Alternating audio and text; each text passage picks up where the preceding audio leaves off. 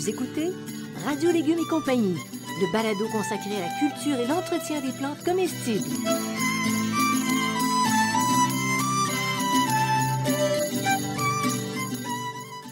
Laitue, Basilic, plantation, poivron, bleuets, pollinisation, haricots, arrosage, fraises, insectes ravageurs et maladies, concombres.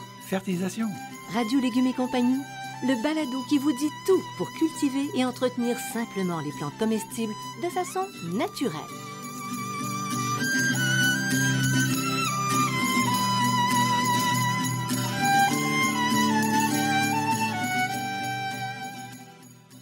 Cette émission vous est offerte par Sem Saveur, le spécialiste des plantes comestibles prêtes à planter.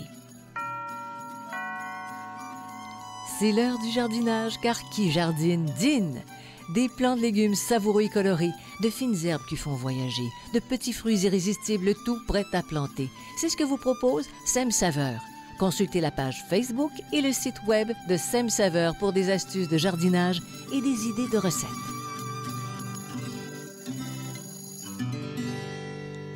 Salut tout le monde. Bonjour, Monsieur Bertrand Dumont. Bonjour, Madame Janine Ross. Mon Dieu, quelle formalité aujourd'hui. On est protocolaire. Ouais. Bertrand, 2 devises aujourd'hui. Oh, 2 devises. Ouais, un jardinier averti en vaut 2. Oui, ça, Et- on savait. Ça va? Et connaître son ennemi aide à gagner la guerre. On parle de quoi aujourd'hui? Oh, on parle d'un ennemi redoutable. Et de 2 ennemis redoutables, mais dont un qui est très redoutable, la chrysamelle. Plutôt les chrysamelles, parce qu'il y en a plusieurs. Et on va parler du flétrissement bactérien, parce que chrysamelle et flétrissement bactérien, ça va ensemble. Ah oui? Oui. Le lien? Ben, je vais vous l'expliquer dans le balado. Ah bon, alors on continue. On écoute. On écoute, c'est ça. Alors ça se manifeste comment, les chrysomèles? Alors, les chrysamelles, sur vos feuilles, vous allez avoir des sections de feuilles dévorées, mais il n'y a pas de pattern particulier. Il y a des trous là, dans les feuilles. On ne peut pas se dire, des fois, on voit qu'il y a un pattern, mais là, il n'y en a pas. Les fleurs sont aussi attaquées. Parfois, les tiges et les fruits, quand il y en a, sont mangés. Donc, ça bouffe, Ça, c'est moins plaisant. Ça bouffe beaucoup. On va trouver en dessous des feuilles des petits amas d'œufs orange. OK? Donc, ça, c'est assez facile à trouver. Et souvent, à côté de ces petits amas-là, il y a des toutes petites chenilles là, qui sont vraiment très petites, là, qui sont peut-être 3-4 fois la grosseur de comment ça s'appelle, de l'œuf, qui sont noires. Ah, c'est OK? joli. Oui, Ah. avec les doigts, ça fait un peu noir sur les doigts. Les œufs, ça fait orange sur les doigts quand on les écrase. Parce que c'est ce que tu fais. Oui, c'est ce que Toi, je tu fais. y vas moi. mécanique. C'est ça. Bon, est-ce qu'il y a des dégâts qui sont moins apparents, par Oui, exemple? parce qu'elles vont être dans le sol et donc elles vont ronger les petites racines puis les jeunes tiges aussi. Ben attends, on n'est pas plus avancé. Comment ça? Ben, c'est-à-dire que c'est l'ennemi souterrain. C'est Ben, dans il les est tranchées. souterrain, puis une partie de l'été, il est aérien. Là. Il est les deux. Là, tu sais. Alors, on identifiait les coupables. Alors, les coupables, la chrysamelle, donc on a 4 chrysamelles différentes. Là. C'est un insecte qui est assez gros, qui est visible à l'œil nu. Hein. Quand vous l'avez vu une fois, vous vous en souvenez. Donc, on a la chrysantelle rayée du concombre. C'est la plus importante, c'est la plus emmerdante, on va dire ça comme ça. Donc, elle a les élytres, le dos qui est rayé noir et jaune, le thorax est orangé, la tête a des antennes noires et les pattes sont jaunes et noires. Mais le pire, c'est qu'elle est belle. Oui, c'est assez Sérieusement, beau. C'est assez beau. adulte, là? On a la chrysamelle rayée de la pomme de terre, qui est jaune-orangé avec des rayures noires. Les antennes et les bouts des pattes sont noirs, donc c'est la manière de les séparer. La chrysamelle maculée du concombre. Donc, on a la rayée et on a la maculée. Donc, les élytres sont de couleur jaune-vert avec piqué de 11 points noirs. Donc, Les elle n'est pas élytres? rayée. C'est la partie... Centrale, c'est ça, non, les c'est la litres? partie qui protège les ailes. Une espèce de carapace là, ils qui appellent protège ça les ailes. élytres. Oui, on appelle ça des élytres. Et la chrysamelle du haricot, les élytres sont jaunes tachetés de noir. Mais il n'y a pas 11 points, il y a un peu plus de points, un peu moins de points. Là, puis les points ne sont pas des beaux petits points, c'est des points plus ou moins réguliers. Donc, oubliez tout ce que je viens de vous dire, c'est des chrysamelles et il faut trouver des solutions pour les contrôler. Et ça ressemble pas aux coccinelles. Non, ça ressemble mais pas ça, aux c'est coccinelles. lancé, hein, c'est mince. Oui, c'est mince. C'est Coccinelle, c'est rond, ça c'est long et c'est jaune. Les coccinelles, c'est rond et c'est rouge. Vous ne pouvez pas vous tromper. Alors, c'est un vrai cours d'entomologie. Je suis fière de Oh toi, non, Bertrand. non, je ne suis pas entomologue, je suis juste horticulteur seulement, ça suffit. Et observateur des ravages. Et observateur des Fait ravages. par qui? Voilà. Voilà. Alors, à quelle plante elle s'attaque? On a les noms, ça nous donne un indice quand même. Chrysamelle rayée du concombre, donc toute la famille des cucurbitacées, le concombre, la courge, la courgette, le melon et la pastèque. La chrysamelle rayée de la pomme de terre, elle va s'attaquer aux solanacées, donc principalement la pomme de terre et aux cerises de terre. Les chrysamelles maculées du concombre, ben encore là, toutes les cucurbitacées que je viens de citer, mais en plus aux tomates et aux laitues. Mais c'est rare qu'on... C'est moins fréquent. C'est moins fréquent, oui, c'est beaucoup moins ça. fréquent. Et les chrysamelles du haricot, qui n'étaient pas très fréquentes, mais qu'on voit de plus en plus. Donc, sur les haricots et tous les types de haricots, là, qu'ils soient jaunes, qu'ils soient grands, qu'ils soient petits, là, qu'ils soient nains ou quoi que ce soit. Sur les pois mange-tout et sur les soja. Je vous donne le soja parce qu'il y a beaucoup de gens qui font les démanes, là, les démanes. Oui. Les démanes, donc oui. on peut l'utiliser pour ça.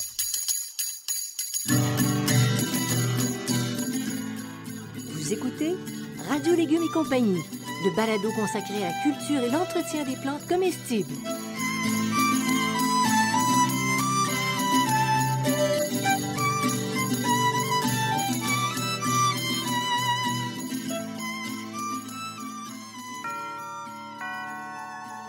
Qui jardine, dîne.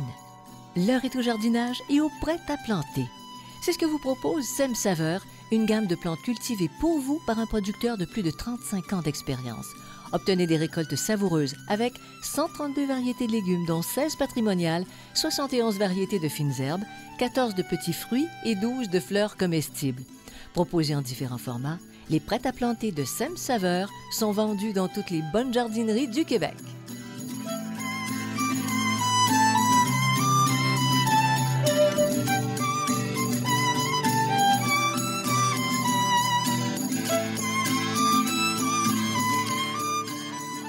Vous écoutez Radio Légumes et compagnie, le balado consacré à la culture et l'entretien des plantes comestibles.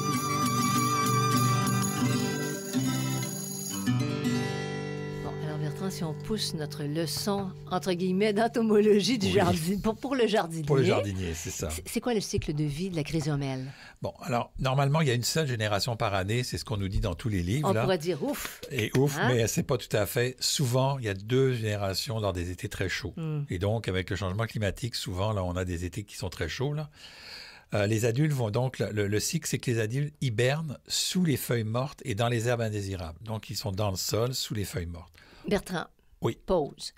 Quand on envoie nos feuilles dans les plates-bandes l'hiver pour protéger, est-ce qu'on s'attire ce problème?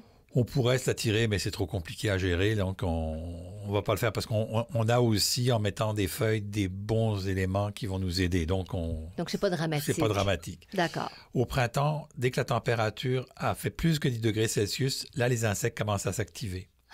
Ils vont commencer par se réfugier sur des plantes qu'on appelle hautes intermédiaires, donc de la famille des rosacées. Mais ils ne vont pas les manger. Là. Ils vont se réfugier là, ils vont les manger à peine. Est-ce qu'on pourrait les intercepter sur les rosacées à ce moment-là? Ben, on ne les voit pas. Elles sont trop petits à ce moment-là. On les voit pas, elles sont trop petits, on ne les voit pas. Et donc, quand les cucurbitacées, solanacées et compagnie commencent à pousser, ben là, les insectes vont émigrer afin de se reproduire. Parce que ce qu'ils cherchent, les cucurbitacées, solanacées puis les haricots, c'est de la nourriture pour manger et se reproduire. Ouais. Quand ils arrivent là-dessus, on les voit, ils veulent juste se reproduire. Ils sont là sur l'autre. Ils sont même pas prudents. Ils sont même pas prudents. Bon. Non. Donc, les femelles vont pondre leurs œufs dans le sol, normalement à la base du plant, ou à la deuxième génération sous les feuilles. C'est là où c'est un peu différent, là. Et au bout de 10 jours, les œufs vont éclore. Mm-hmm. Donc, entre le moment où ils se reproduisent et le moment où les œufs vont éclore, vous avez 10 jours pour détruire les œufs. Okay, ça se fait assez vite, là. Alors, œil de lynx, fais-toi aller. Fais-toi aller. Les larves s'alimentent du système racinaire et des feuilles, donc. Puis les dégâts peu importants. Pour les racines, les dégâts sont un peu importants. On n'a jamais vu vraiment de racines, mais on pense que c'est là que se fait la transmission du flétrissement bactérien dont on va parler un petit peu plus tard. Et c'est là le lien. Oui, c'est-à-dire, la chrysomèle serait un peu à l'origine du flétrissement. C'est-à-dire qu'elle n'est pas à l'origine. C'est-à-dire qu'elle transmet. Elle est vecteur du flétrissement bactérien. C'est pour ça que souvent les gens confondent les deux en disant ça c'est chrysomèle. Non, ça c'est le flétrissement bactérien dû aux chrysomèles. Les adultes aussi font les chrysomèles. Bon, alors comment on les contrôle, les fameuses chrysomèles qu'on ne veut pas abriter chez nous? Donc, on va regarder d'abord les manières préventives. Rotation des cultures, c'est important puisqu'elles sont dans le sol. Donc, si on met toujours des cucurbitacées à la même place, là, ça va être un problème. On favorise la présence des insectes bénéfiques indigènes parce que ces petites plantes, ces petits insectes, les insectes vont en profiter. On connaît plusieurs prédateurs et parasitoïdes comme la mouche et les petites guêpes. Donc, si vous avez des petites mouches et les petites guêpes chez vous, là, dites-vous que c'est une bonne affaire. Souvent, les petites guêpes qu'on ne voit pas, là, c'est parfait. Elles vont Et piquer, elles piquent les On prédateurs qui sont plus gros qu'eux. au moment du compagnonnage, on peut utiliser l'oignon, la ciboulette, l'origan, la tanésie, la capucine et la camomille allemande qui vont repousser les chrysomèles. Mais Donc, faut les mettre proches. Faut les mettre proches, OK? Encore là, c'est du compagnonnage. Là, quand il y a une grosse attaque de chrysomèles, ça va pas le faire, OK. comme diraient les Français. Alors, ça clôt l'aspect prévention. Oui. Maintenant, quand c'est fait, c'est-à-dire on a prévu, mais on a quand même une infestation, comment on contrôle? Il y a un petit contrôle qu'on peut faire un tout petit peu avant l'infestation. C'est au moment de la plantation, installer un filet anti-insectes. Mais il faut comprendre que le filet anti-insectes, il ne faut pas qu'il soit étanche au moment de la floraison, parce que là, les insectes butineurs ne peuvent pas arriver. Donc, c'est un moyen je vais le mettre dans un moyen de contrôle plutôt que dans un moyen de prévention, parce qu'on va le mettre l'étoile, mais on va essayer de Pas trop serré. pas trop serré, pas trop fermé, puis on va essayer de jouer avec ça, de trouver l'équilibre entre les deux, puis ça se fait. Ça se fait bien. Bon, mais c'est-à-dire que tu surveilles la présence, s'il y a présence de C'est ça. chrysomèles, et là, tu les détruis. C'est ça. Mais donc, couverture semi-étanche. Semi-étanche, là. Donc, ce qu'on peut faire, c'est qu'on peut ramasser les œufs, OK? Les larves. Pas faire d'omelette. Les larves, Ne non, pas faire d'omelette. Et les adultes. Et donc, les œufs, les larves et les adultes. Quand vous voyez un adulte, OK, vous allez voir des feuilles qui sont plus mangées que les autres. Souvent, là, vous allez voir les adultes pas loin, puis une feuille qui est très, très, très dévorée. Retournez la feuille et vous allez à peu près, dans 90% des cas, trouver les œufs. Moi, c'est comme ça que je les identifie. Oui. On en a ici sur les cerises de terre, des chrysomèles. Et donc, automatiquement, quand je vois que la feuille est très mangée, je vais en dessous, effectivement, parce que pendant qu'ils se reproduisent, ils mangent, ils font leurs œufs, et en détruisant les œufs, ben, j'arrive à ne pas avoir de comment ça s'appelle, de larves. Puis encore là, quand les feuilles sont très mangées, les larves vont commencer à les manger. Donc, je vais vous dire honnêtement, là, je prends mes doigts, là, puis je les écrase parce que c'est des œufs. Hein. Puis les larves, c'est des petites larves. On peut prendre des gants aussi. Et puis on peut prendre des gants, puis les adultes, ben, je les écrase aussi. Féroce personnage. Non, je ne suis pas un féroce personnage, mais là, à un moment donné, entre nos cerises de terre et les chrysomèles, j'ai fait le choix. Tu optes pour la meilleure. On peut aussi installer des pièges collants jaunes, mais il faut faire attention parce que ça va attirer tous les insectes. Donc, même nos insectes prédateurs puis parasitoïdes, là, nos petites mouches, vont aller se coller là-dessus. Donc, il faut utiliser ça avec parcimonie. Oui, OK. Donc, faire attention. Faire attention. Puis, je l'ai essayé, moi. Je l'utilise presque, je ne l'utilise plus dehors. Non. À l'intérieur, j'utilise, mais dehors, je n'utilise plus parce qu'effectivement, j'ai laissé une année, puis j'ai vu ce qu'il y avait dessus, puis il y a plein d'affaires bonnes dessus. Donc, j'essaie d'utiliser d'autres choses. Parce que c'est ça, les petites mouches dont tu parles souvent, elles sont très, très, très utiles. Très utiles, oui. Elles sont très utiles parce qu'elles vont pirater, elles vont parasitoïder, et ainsi de suite. Il y a un produit qui est un produit à base de sel de potassium, d'acide gras et de pyréthrine. Malheureusement, la pyréthrine, qu'on montre encore dans certains documents comme un produit naturel, effectivement, c'est un produit naturel, mais c'est un produit qui est extrêmement dangereux pour les bactériens et les abeilles. Ah. Donc, tous nos amis bactériens, là, les grenouilles, les tétards. Les batraciens. Bactériens, qu'est-ce que je dis? Batraciens, excuse-moi. Oui, je sais. Ah bon? Non, batraciens, excuse-moi. Je me reprends. Et donc, les batraciens et les abeilles, c'est bon pour les bactériens, on aimerait ça, mais bon, c'est une autre histoire. Oui. Donc, je vous dis pas de pas les utiliser parce que c'est trop problématique pour l'environnement, même si c'est naturel. C'est parfait, on va le retenir.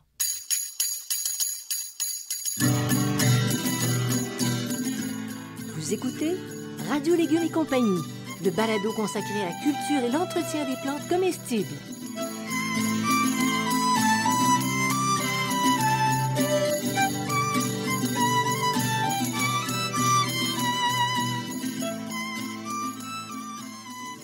Le potager urbain et le jardin fruitier facile et naturel sont des livres de base pour cultiver des plantes comestibles.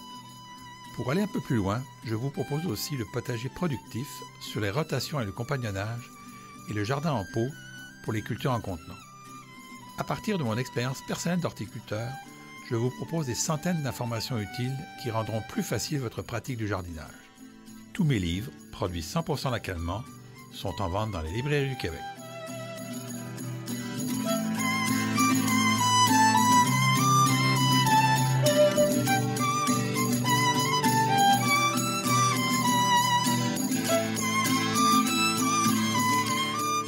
Vous écoutez Radio Légumes et compagnie, le balado consacré à la culture et l'entretien des plantes comestibles.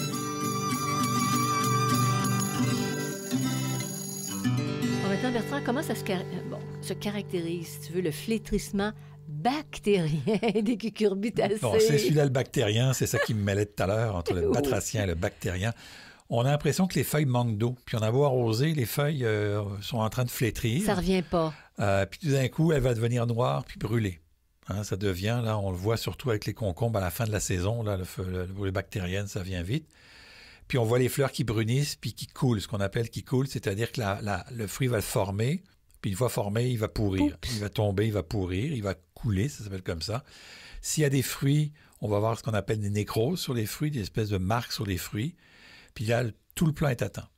Ça, c'est final. C'est final, tout le plan est atteint. La production est c'est compromise. fini, c'est terminé. Mm-hmm. Donc, les plantes qui sont le plus atteintes par le flétrissement bactérien, Et vous allez voir qu'étrangement, c'est pas anodin. C'est le concombre, la courge, la courgette, le melon et le pastèque. Donc, les mêmes que la chrysamelle. Donc, c'est pour ça qu'on fait le lien entre les deux. On les voit aussi parfois, mais plus rarement sur les aubergines, les échalotes françaises, les oignons, les piments, les poireaux, les poivrons et les pommes de terre. Mais quand tu fais tes grandes listes comme ça, je veux te dire, quelqu'un qui commence à jardiner se dit, bon sang. Mais quand je dis parfois, ça veut que il y a des années ça arrive, des années ça n'arrive pas. Oui. Je vous dirais que de l'affaiblissement bactérien sur autre chose que les concombres, les courges, les courgettes, j'en ai jamais vu, là. OK, j'en ai pas. Mais c'est répertorié. Mais ça, okay. C'est sûr. Mais pour les autres, ben, l'aubergine, tu sais, parce qu'à un moment donné, les gens, ils regardent, puis ils disent, ah, ça fait ça. Bon, ben, regarde, je vais te donner l'information, puis ça veut te dire que tu n'en verras jamais dans ta vie, là. Mm-hmm. Mais je te donne l'information pareil. C'est ça. Et puis c'est correct, puis on n'a pas à se terroriser de ça. C'est ça. À nous de contrôler nos émotions jardinières. C'est ça. On limite comment la présence de cette maladie bactérienne, mon cher Bertrand? Alors, ben, on va bien comprendre que c'est une maladie bactérienne, ça prend un bactéricide. Un bactéricide, pour les plantes, ça n'existe pas. Il n'y en a pas. Déjà que pour les humains, c'est pas facile. C'est assez compliqué. Oui. Donc, pour les plantes, il n'y en a pas. Enfin, oui, il en existe, mais c'est extrêmement compliqué à utiliser. Oui. Ça vaut des fortunes. Donc, on n'a pas de produit là, pour les contrôler, pour les contrôler. Donc, on va chercher à limiter la situation. Mm-hmm. C'est très difficile de s'en débarrasser. Je vais vous avouer franchement que quand j'en vois arriver dans mon potager, je me précipite pour essayer de faire du ménage. Bon, la première chose, c'est de lutter contre les chrysamelles rayées du concombre, hein, puisque c'est un vecteur. Donc, moins on a de chrysamelles, moins on a de risque d'avoir de flétrissement bactérien. Ouais. En début d'infestation, on peut utiliser une solution à base de cuivre, qui est un bactéricide. Okay? Le cuivre a un effet bactéricide, mais dès qu'on voit une contamination, puis que la contamination est importante, il faut détruire les plants. T'arraches tout. Il faut arracher.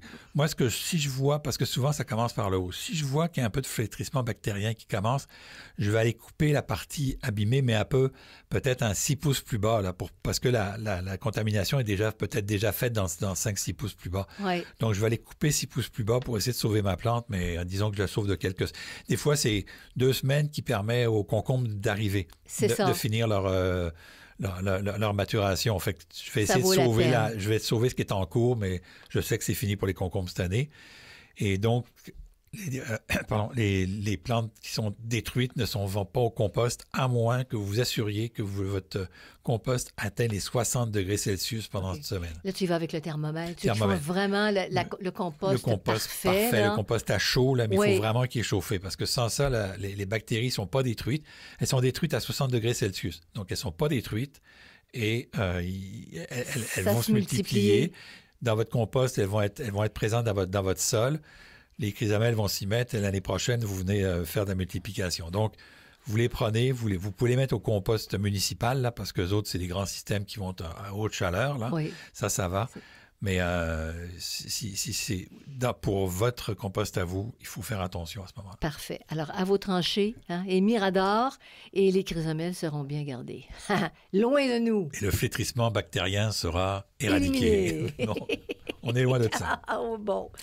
Mais le flétrissement et le feu bactérien, est-ce que c'est la même chose? Ça se ressemble, mais c'est pas tout à fait la même chose. Le feu bactérien, c'est plus sur les arbres, alors que le flétrissement, c'est plus sur les plantes herbacées, là. D'accord, bonne précision. Bien, alors ça complète notre sujet d'aujourd'hui. Finalement, c'était pas une guerre des étoiles, là. C'était une guerre au ras du sol et des pâquerettes. Ben oui, c'était plutôt une guerre au ras du sol et des pâquerettes, mais non, c'est plutôt une guerre du sol, là. Alors, à ceux qui veulent... Il y a peut-être des étoiles dans le sol. Ah, peut-être. On ne sait pas. Des mondes invisibles. Des mondes invisibles et des étoiles dans le sol. Alors, vous allez sur radiolégumes.com, vous cliquez, puis vous avez l'information sur nos parutions. On est rendu à quoi, là? Juste un petit détail Oui. sur Subscribe, là. Quand vous allez sur Subscribe, il faut choisir l'option que vous voulez. Là, vous avez plusieurs options, courriel, ainsi de suite. Oui. Il faut que vous rentriez votre courriel pour que vous soyez informé. Parce qu'il y a des gens qui m'ont écrit que ça, ils cliquaient dessus puis ça ne marchait pas. Ah, Il faut faire Entrer. votre courriel pour qu'ils puissent avoir votre courriel. Ils ne prennent pas automatiquement, c'est pas fait comme ça. et avant de clore cette émission terrorisante du jardinier, ben, je voudrais remercier Sam Saveur, Xavier Gervais-Dumont pour la musique. Sam Saveur. Sam Saveur. J'ai compris Sam Saveur. Ah, Sam Saveur. Sam Saveur, hein, sommet de la saveur. Nos commanditaires et Charles Gervais-Dumont pour l'assistance technique. Salut à tout le monde. Merci d'avoir été des nôtres. Bertrand, va te reposer après cette bataille épique. Oui, d'accord. Merci beaucoup. Bye bye tout le monde. À la prochaine.